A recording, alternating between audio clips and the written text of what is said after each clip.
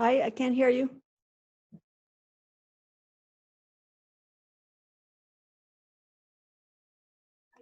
Can you hear me now? Can you hear me now? Yeah. Yes, thank you.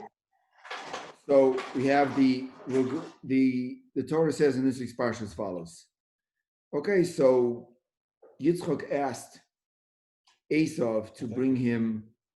Yitzchak asked Esav to bring him food so that he can give him a bracha. We know the story that it was stolen from him, and the bracha was stolen from him. But he comes in. The Torah tells us that he comes in. Pasuk Perek Chav Zayin Pasuk Lamed. It says like this: Vayika Shekili Yitzchak levarach es Yaakov. And when Yitzchak finished to give the bracha to Yaakov, Vayach Yatzo Yaakov, and it was that when Yaakov left Me'es Pnei Yitzchak when he left the presence of Yitzchak of his father, the Esav Achiv Bo Mitzeido, and his brother Esav came in. Next pasuk. Vayaz gam humatam. He also made him good food. Vayovi la'aviv, and he brought it to his father. Vayom la'aviv, and he said to his father, Yokum avi. Father should get up. Vayochol mitzeid bino, and he should eat from the hunting of his son. Ba'avur tevarchani nafshecha, in order that you should give me a bracha. That's what he said. So the altar quotes a medrash, Bereshis Rabbah 66:7, that says the following: Al Yidei she'amar lo yakum, because Esav said to him, "Get up," or "You should get up." Ani nifra lo bo b'loshen. Hashem says, "I'm going to punish him with the same language," as it says in Tehillim 68:2. Yakum Elokim. Hashem will get up, and vayafutzu oyevav, he will spread his enemies, v'yanusu misanav mipanav, and his enemies will run away. So because he said to his father Yakum, Hashem uses the same language when he punishes him. So presumably that Esav was punished for this, because he said to his father Yakum, "You should get up so that I can give you the food." That's what the Medrash says. Okay, Esav committed a disrespect of sorts with his father by not exercising proper derech eretz in the way that he spoke to him, and because of that, Hashem punished him. Says the author. Chazal misaprim neflois al hitztanusoi shal Esav b'kiburav. Let's not forget that the rabbis tell us about the scrupulous adherence of Esav to the mitzvah of kiburav, of honoring one's father. Right. It says in Malachi 1:6, Ben Yechabirav, a son that honors his father, and Omnu Chazal in the Zoyar, Toldos, 146:2, it says, Da Esav, who is the pasuk in Malachi referring to? That's referring to Esav. Lo havi barnash be'alma, there was never a person in history, the Oiker Lavui, kama the Oiker Esav Lavui, that honored his father like Esav honored his father. This is what the Zohar says. That if we had a contest between Esav and all other children of the day, or up until that day, there was never a person that was better than him, that honored his father more than Esav did. Esav was the example of what it means to honor a father. Doesn't that contradict what you said earlier? Yeah. We're dramatizing that. Yes, that's what the author is saying. Says the author, "Havi lo Esav bigodim yuchadim l'shamish azaviv." Not only that, Esav had special clothes that he put on when he served his father. as it says in the pasuk, it says in pasuk Tezvav 27:15, it says like this: Vatikach Rivka as big day Esav Benah, and Rivka took when she wanted to disguise Yaakov to receive the brachas. She took big day Esav Benah. She took the clothes of her son Esav Hagadol Hachamudos, that are precious clothes, Asher Ita Babayis, that she had in the house. Vatilbash is Yaakov Benah Katan. And in order to disguise Yaakov, she gave those clothes to Yaakov. That's what the pasuk says.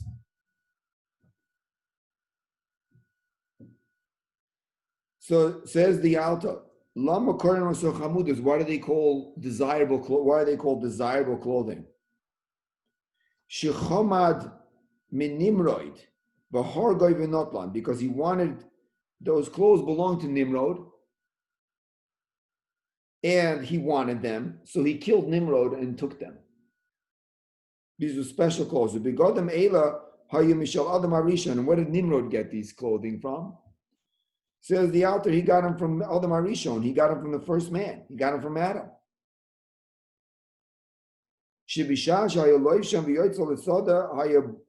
That when he would put them on, when Adam Arishon would put on these clothing, all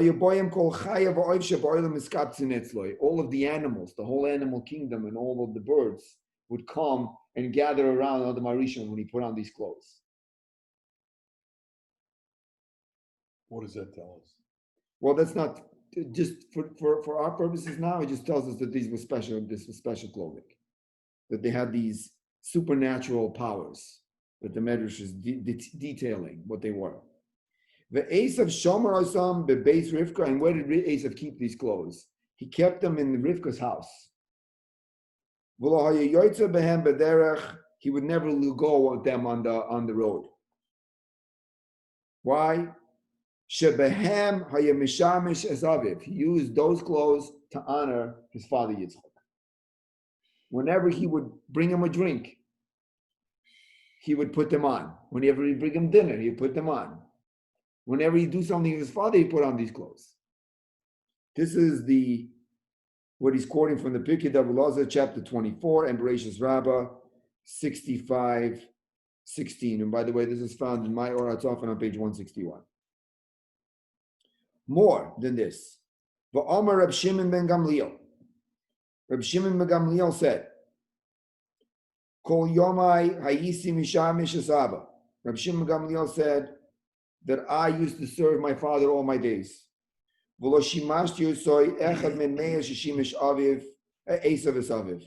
And I did not come to 1 in 100. If you put on a scale, I did not honor my father 1 in 100 that Esav did. Esav was 100 times better than me. Yes? Do you think that was? Let's just finish his thought. Ani bisha sha'isi misham mishasaba. When I would serve my father, I would, whatever clothes I had on, even if the clothes were dirty, I would serve my father. But Abel Esav, when I would travel, I would wear clean clothes when I traveled. But Esav, when he served his father, he used to wear kingly clothes, princely clothing. Esav would say, I guess, Omar, he would say, it's not fit for me to serve my father unless I wear princely clothing. This is what it says in the Medrash Rabbah 65:16. Yes. Do you think that, I mean, the way the story was set up, it looks like after Yaakov and Esau split for many years, that when that encounter happened, it seemed like Yaakov was really prepared for anything, and possibly had reason to be, obviously. He must have had reason. And so the fact that Esau didn't attack him and didn't take what he could have taken or wanted to try and take, Do you think his kavod for his father played into that decision not to harm? Yeah, Jacob? he says at the end of the parsha, he says at the end, I'm going to wait until my parents die before I kill them. He says it. Oh, there you go. He says it straight up. Yeah, The, he says it. Of course. Yitzchak couldn't see, right? Yes, that's what So- the Rashi says. at the So beginning. is that a little paradoxical that he's dressing up for him to create a visual appearance? No, but he wore the clothes all the time, even when Yitzchak could see. Oh, I see. So, I mean, I don't know when he didn't see me. I don't know, but what decision he made. But it says the altar. If we could just imagine to ourselves, Rabbi Shimon Gamliel, who is a Tana, how much he honored his father. We don't know. We don't even have a concept of the Tanoim. The Medrash says Dvorim Rabbah 115 about Rabbi Shimon Gamliel.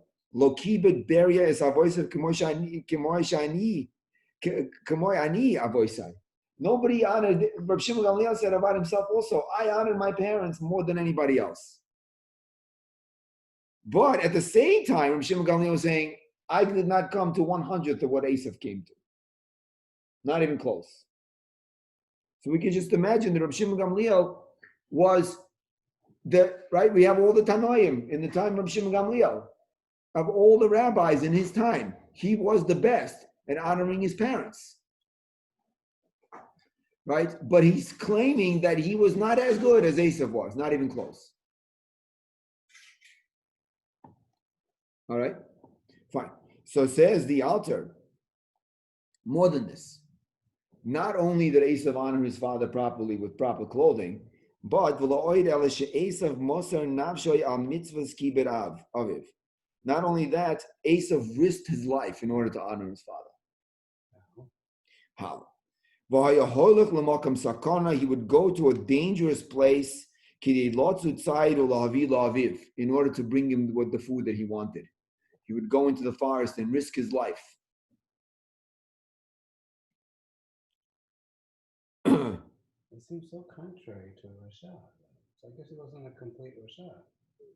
My Rebbe used to say, you know, we've mentioned this many times before, that my Rebbe used to say, Rabbi Moshe Brown, he said, you know, we imagine Asaph has a leather jacket, he rides a Harley, he has a couple of tattoos, inked up a little bit, got a nice goatee going, right? That's what we imagine him. He's taking a turkey leg in his hand on Thanksgiving and he's ripping it out. He says, no, that's not what Asaph looked like. That's not what Asaph looked like. Asaph looked like you can imagine the holiest Rebbe or rabbi. No. He looked exactly like that. Exactly like that. It's like I read this book called I don't know if I mentioned this story before also in this context, but I read this book by, it's called the Anshe Segula, the Men of Distinction. So it's short stories about different Gedolim. So there's one story about the Rogatchover. So the Rogatchover was a Chassidish Rav of a shul, and one of the Balabatim brought him his prospective son-in-law to test him. So the Rogatchover started talking to him and learning, and he said to him during the conversation, "You don't know what you're talking about. You didn't learn the Gemara properly. What's the matter with you? This is not a logical svar to say."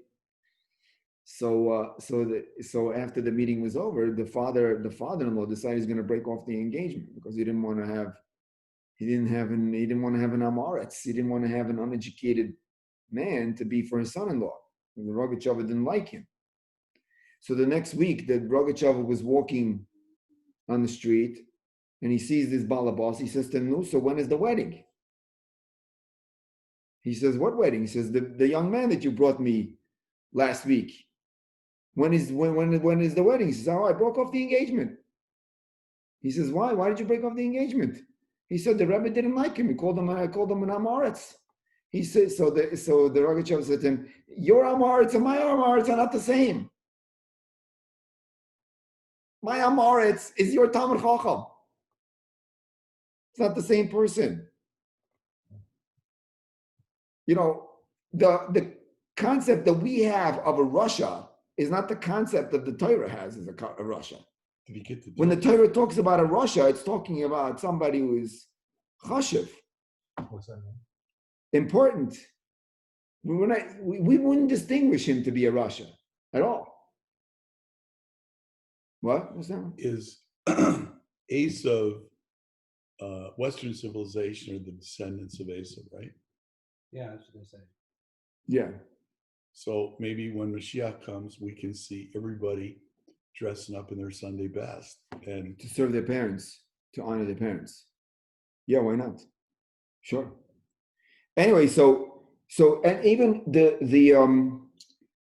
he did risk, like the author is saying, he did risk his life because what the author says, the author is saying he risked his life in order to go get him food. Where did he go? He went to hunt. The Noda Yehuda says in his Madura Tinyon, I think, your day number 10, he says there that somebody asked him a question that they inherit a forest, whether they're allowed to go and hunt. So he admonishes the person for asking him such a question. He should put his life at risk, go to hunt in the forest for pleasure, waste of time. But in the middle there, he says that who is there like the biggest hunter that we know? He says that's Esav, who's able to risk his life. He himself says that he risked his life in this parsha, which we're going to soon see. That he risked his life in order to serve, and he risked his life to go hunt. For what? In order to bring his father food. So it says the author, yeah. he's always had sort of a reputation or an image in my mind of being like this top of the evil pendulum, indestructible, go anywhere, do anything. Nothing could happen to him. I viewed him as good.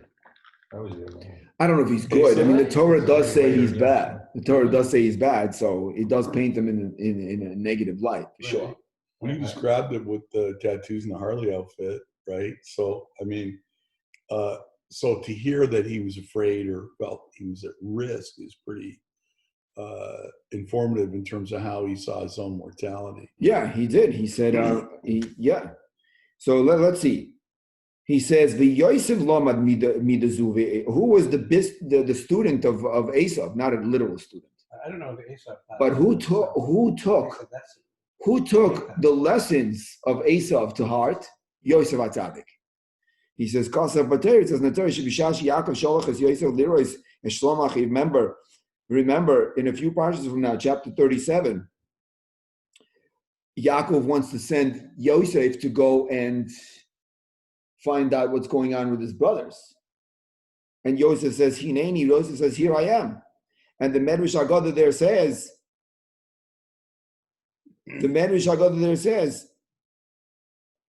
that Yosef said to Yaakov, Abba, I know that the brothers hate me.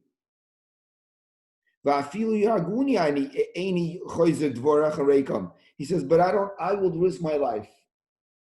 Even if they kill me, now that you gave me the command that I have to go see how they're doing, I'm going to go see how they're doing. He told his father that. That he told his father, yeah. Esav lomad Yosef. Says the author that he learned this from Esav. Yeah. He said to himself, Esav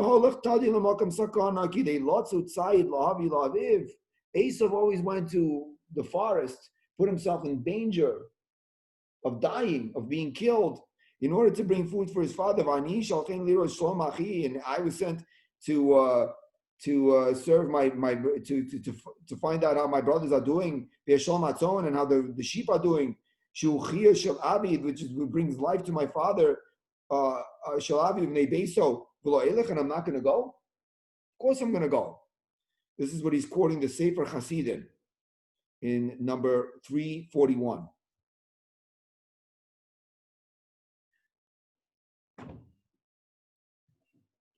So this is what Esav was. Nobody was better in history to honor his father than Esav. He says, and vihine, behold, says the Alter, nikra kara, it just happened. And this was an exception probably to Esav's behavior. Esav probably never behaved this way. It was out of character, a slip of the tongue. That when he brought him the food, that he prepared, and he turned to him that he should eat it, that from the food that he brought him, he missed one word that he was supposed to say. And in order to say, Yokum Navi, please get up, my father, instead he said, get up, my father. He forgot to say the word please. Probably the one and only time in his entire relationship with his father. He slipped. If you put please in there, everything would have been acceptable. Everything would have been fine. That's what the Alta says. Didn't- Kefisha Dareshes Midas Derech Eretz. This is the Midah of honor, of Derech Eretz. Kefishi's Badi Yaakov Klapi. What did Yaakov say in this Pasha? Kum na shva. Yaakov said the word please. Omar instead, he said, Yokom Avi, get up, my father. What do you want to say, Stephen? Before he asked his father to stand up, didn't he say, I'm bringing you the food for the bracha? Yeah. So it sounds like a transaction. I don't know. And let's say it is. Is that how it's said? I'm bringing you the food for the bracha. No, in order that you should bless me, yes. But he was repeating what his father said. His father said to him, give me food so that I can give you a bracha. So Esav repeated, here's the food so you can give me a bracha. So maybe he's asking him to stand up. That's where he gets the bracha, is when the father's standing up, right? Maybe, or maybe just telling him to stand up and get the food. Because the father sort of introduced this when he said, like he's anticipating the food. He said to him, stand up and eat it. He was telling him to eat it. Oh, Yeah, okay. that's what the pasuk says. Yeah. Yakum avi v'yochal mitzei bino. So now, now why did Esav do this? Why did his tongue slip? It's uncharacteristic. Well, he is human anyway. He is human, right? What happened? Says the Alter, see the Medrash Hagadol, 27:31. Sheboisa Yom Esav bo b'tzar gadol. Esav had that day a lot of hardship. It was a very difficult day for Esav that day. Shilon nafal biyadav kishara yom melatzvi bilvad. He was only able to catch one deer. Usually he'd catch animals, no problem. Any animal he wanted. This time he only got one deer. Teda shikain. And this is why he slipped. Because he was frustrated, he was angry, and he was tired. And he said, Yaakov Avi, v'chazal misaper, and the Bereshis Rabbah says, why did he have so much difficulty hunting that day? The Bereshis Rabbah says, 67:2. Shekol oisa hayoim haya esav tzad tzvoyim v'koifson u'malach bo matiran. He used to capture the deer and he used to tie them up, and angels would come and untie them, and they would escape. He would catch birds and he would also trap them, and then the angels would come and free them. Why did they do this? It's in order to delay, so that while he was involved in doing this, Yaakov meanwhile can do his thing and steal the brachas. But can you imagine the frustration? You go, you buy food at the supermarket. You go, you buy milk, you buy sandwiches, you buy all kinds of stuff. You drive a half an hour, you get to the house, you get out of the car, the milk falls out of the bag and splatters all over the place. You drop the sandwich and the wrapping opens and it gets all over. So you got to go now, get back in the car, drive a half an hour back, get the food, come back another half hour. And you get into a car, chas v'shalom, get into a car accident. So you have to go and get out of the car, get the food, take an Uber to the house. Had a rough day. Rough day. Esav had a rough day. The angels were freeing every animal that he caught. Were they Democrats, angels? Is it Reagan? ובכל זאת לא ויתר לו עשיו על אשר נכשל בלשונו. So now, Esav could have just called his father and said, look, Dad, I'm having a lot of trouble. Maybe, there's going to be a delay. No. He comes. But he comes and then he's tired. He's frustrated. So he slipped. Instead of saying, please get up, my father, get up, my father. He wasn't paying attention. The usual by him is that this was uncharacteristic. It never happened that he speak to his father like this. He must have apologized. He said he maybe apologized. Who knows? Well, But he said it.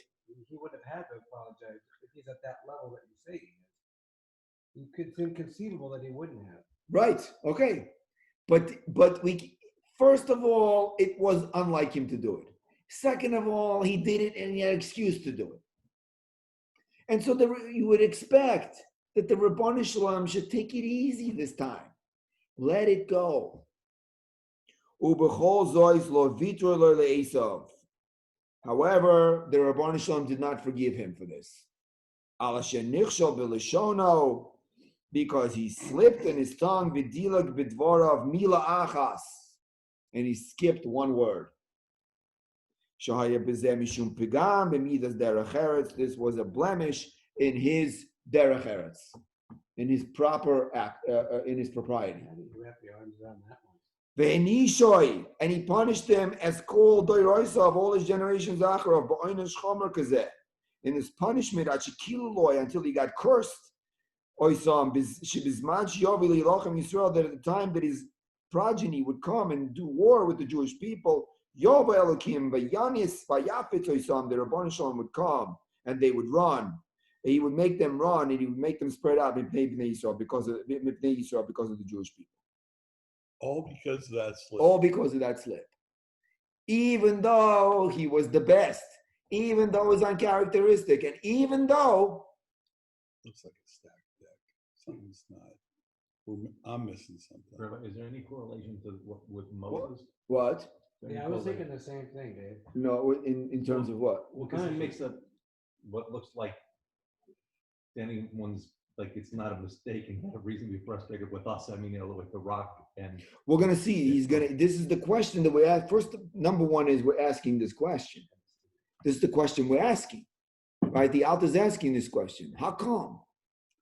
It must be a tzaddik to get this level of punishment. That's the first answer. The first answer is you're gonna say is Ad kidei kach magim dikdukeha v'chuma shel midas derech eretz. First of all, you're gonna say like this. You're gonna say if Esav. First of all, you say like Sanford. That because Esav is the tzaddik, the example of kibbud av v'aim, there's more expected of him. That's one. Two is what the Alter says is the obvious, and that is that derech eretz, more than any other mitzvah, whatever form the derech eretz takes upon, is that stringent. In other words, if Esav would slip in something else, the Gemara Bava Basra with 16b or 15b, the Gemara tells us that he committed 6 ameres. If he would slip in anything else, overlook it, the one time, whatever. But derech eretz, the way we treat other people is so important. It is so it is so foundational to our being that there is no forgiveness, no matter what the situation. That's what the Alpha is going to say. It's going to happen to me. Yeah. Well, this is we're still in the question though. We still did not answer the question because the question is why. This is so opposite of everything we know about Esau, except for the fact that he honored his father. Everything else, throwing the birthright out, going after his brother after he dies. I mean, this is a very different story of the person that most of us know. Right, because if you would study, this is what my Rebbe is saying, if you would study each one of these things that we call ace of slip-ups and infractions, if you would study every single one of these things, you would be hard-pressed to figure out exactly what is it that he did wrong already. It's like we mentioned the altar last week, is that the Adam Arisha, remember, he had a justification for what he did, that we wouldn't be able to explain why he didn't do it. That the justification was so much. So just so I understand, because the Hebrew doesn't come easy. So derech eretz is Derech eretz means the way of, derech means the road, Path. eretz, path of the land. But so the path of the land means the proper way to act, the etiquette. okay. So you're saying that his But honoring one's parents is honoring one's parents is a specific requirement within the canopy of general etiquette, general behavior of how I behave with proper etiquette. Part of that is one facet of that is how I treat my parents. Well, I'm sure he learned some of that from watching. So we're saying the general derech eretz is so stringent that even the smallest slip up has ramification. But we're talking about a specific area of derech eretz, and that's honoring one's parents. But the author wants to spread it all over. He doesn't want to say it's only by parents; it's by everything like that. When it comes to derech eretz. So if you look at an overall cheshbon for Esav, he's got a lot of areas where he's doing things not maybe proper by the Torah basis. And this one area of dealing with his father, he's impeccable with, right? So all the schus that comes from the mitzvah that he does so well is carrying all the mistakes Maybe. on the other side. Maybe you could say that. Maybe. But we don't, everyone's judged different. We don't know We don't until know. or whatever. I'm just looking to get a better perspective on what happened here because it looked like he got slammed pretty hard for this one. Well, wouldn't it get, Okay, let's. I don't know. Spurning the birthright is pretty serious too, you know? He didn't know it yet, though, right? He didn't know that he got ripped off. We're not focusing on that. That's together. fun. We're just talking about this. that's for the next hour. So let's see a little bit further. Let's see what his answer is going to be. We still have a few minutes, and promise to get to He's the got an answer to this? Yes, Oh, he has an answer. And when you will hear the answer, you'll see that it's emes. You'll see that it's emes, and I don't know if we'll accept it, but we'll see what he's saying is emes. Okay, but I think that we will accept it. I think so. Yes, I think it's. you accept it, then how do we We'll not? see that everything that we said until now, we'll see that there's even a higher level of expectation. So let's see. I left my soul to Schnitzer's. Fani hadover shitovu meisav shemidas derech eretz as tzricha liyos tevua b'nafshay. That v'ofani hadover shitovu meisav shemidas derech eretz as tzricha liyos tevua b'nafshay. The thing that Esav is missing here in this whole Maisa is that the midah, the attribute of derech eretz, is not embedded in his soul. It doesn't come to him natural. Ad kidei kach she'af b'shas sakona, up to the point that even in the time of danger, lo yitochen she'yikoshel ba, that he would not stumble in it. Let me give an example, just an outlandish example, to illustrate the point of what the author is saying. Is, sometimes Rahman al-Islam, people get into a plane crash. So they have the black box. The black box, everything records everything that happens in the cockpit. All right.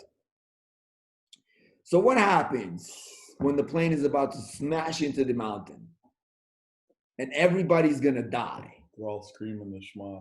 So some people are screaming the Shema. But some people are not.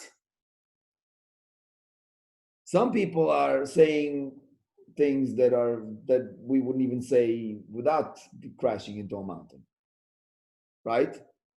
Saying unspeakable words. They're afraid they're going to die. They're afraid they're going to die.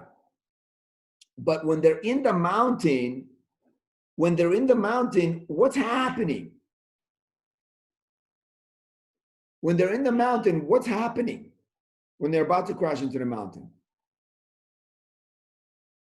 Their veneer is being stripped from them. You know, we walk around, With a mask on. we walk around, and even if we don't have a mask on, there is an image that we project to the world. There's a series of children's books or young adults books called the Lorient Legacies.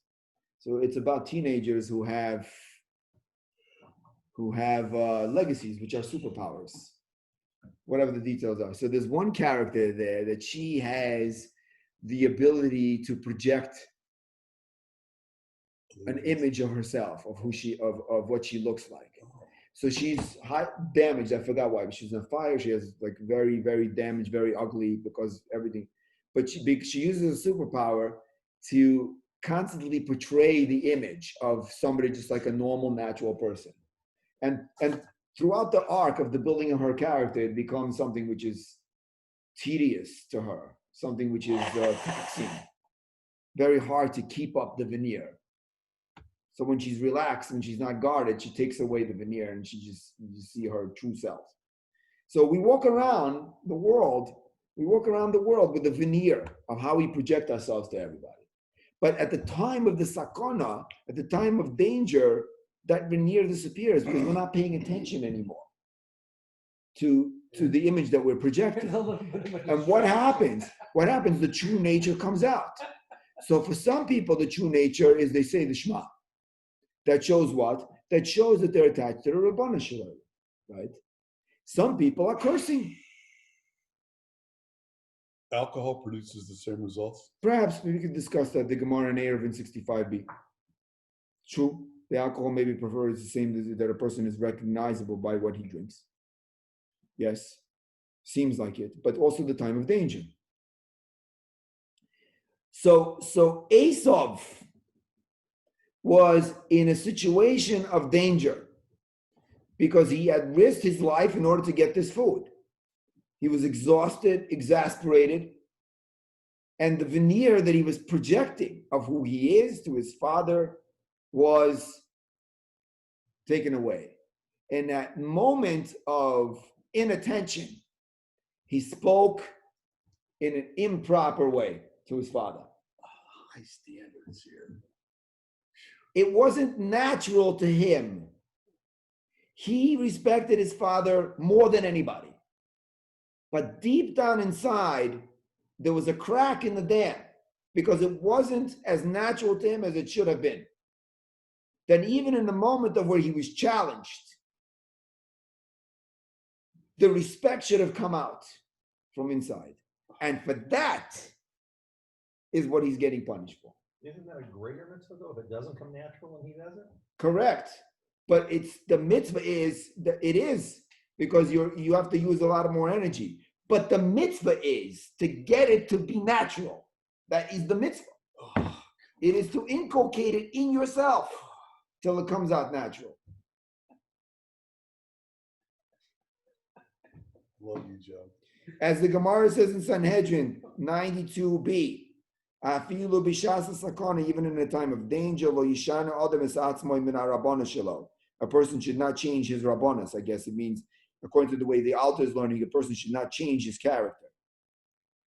When tested, when tested with danger, when a person is endangered with life. And this is a whole lot, this is part of our article that he's saying, which we don't have time for now, but he says that the need of derech eretz is necessary in order to even approach the Torah. The approach to Torah is impossible without derech eretz. We have Mishnah Pirkei Avos, derech eretz kod motar. We have the Shara Kiddusha, at the beginning of the first chapter, where he explains that derech eretz is the prerequisite for Torah. This also, the author says he makes a similar argument, and therefore he says that because it's a prerequisite for Torah, it has to be inculcated in a person until it becomes a part of his nature. Until when you can cut them up to little pieces, and inside every piece you'll find derech eretz. And that is this treatment of other people. You're saying, starting with the parents. Correct. So all people. Then. Correct. Okay. Correct. And this, even though Esav was the best, and even though he was challenged at this moment, and even though it was a slip, because derech eretz is a foundational requirement in terms of the fact that it has to be a part of a person's nature. Because if it's not a person's nature, then they won't be able to approach the Torah and the service of Hashem. Therefore, that slip is the reaction to it is that it's that he gets punished for it. So who in the Jewish world is a textbook example of being able to master himself in this way, to take a reluctance to good behavior, and when you cut him in pieces, it's in every pore of his body? Is there such an example? Well, one of the 36-sided king, probably. Well, what do you mean? Is there an example in the Torah? Yeah. Well, we have Esav. No, he failed the test. But someone who passed the test, who did not have it in his nature to have good derech eretz, and mastered himself, as the instruction is, to I'm achieve gonna have to that. give it some thought. Maybe we can say, how about Rachel with Leah? Rachel and Leah. She's in a lot of pressure, and she gave away the. Well, I mean, that's an example. It's a good example. Okay. No, it is. But you really get the sense from the story with her that it wasn't anything she had to manufacture. It was sort of a natural scene. Well, you take a look. Let's take a look with Yaakov. We give the example with Yaakov. What does Yaakov say to Lavan when he leaves? He says, "I've never been dishonest with you." Even though Lavan played all kinds of tricks with him, put a lot of pressure on him, right? Kept on switching, moving the goalposts, kept on switching the agreement. Right. And Yaakov said, "I've never wronged you. I've never wronged you." You know, you have the famous story of Rav Shlomo Zalman. Shlomo Zalman Auerbach, he gave a eulogy for his wife, and he said, usually people have to ask mechila from the deceased. They have to ask for forgiveness from the deceased. He says, I don't have to ask my wife for forgiveness. Because he says, according to halacha, I've never wronged her in any way. What about King David? Did he overcome those things? Like, in other words, did he change his nature, or was he always? He speaks about King David. There are issues with him, but he did not kill Shaul HaMelech when Shaul HaMelech was chasing after him, trying to kill him, and David could have killed him very easily. But he didn't do it. The author talks about this too. He didn't do it, although he celebrated, but his downfall. But at the same time, he didn't do it. He could have killed him, and he could have claimed it was self-defense. The guy was chasing after me. What could I do? Didn't it say his only fault was with Uriah? That was his only fault. Yeah, okay, so that's the Gemara in Shabbos, did you look 50, for I think that? 56. If I'm not That wasn't mistaken. really a slip, was it? And there's a What? different side of that where he sends his friend to the front line, takes his wife. Is that what we're talking about? Yeah, Uri Achiti, yeah. Yeah, but he was like, there's a perspective where all that was legitimate, right? Yeah. Loopholes. It's Yeah. called loopholes. No, he told him to go as an order to go be with his family. Right, because he was a Marv Malchus, yeah. Yeah, and he said no. Well, he admitted wrongdoing, though. I don't think King David. Okay, I think we'll stop here and we can continue discussing. All right. We'll stop the recording. All right. Okay. We went off topic. Sorry. No, we you lasted pretty good, Rabbi. That was that was very good. it's improvement, right? Not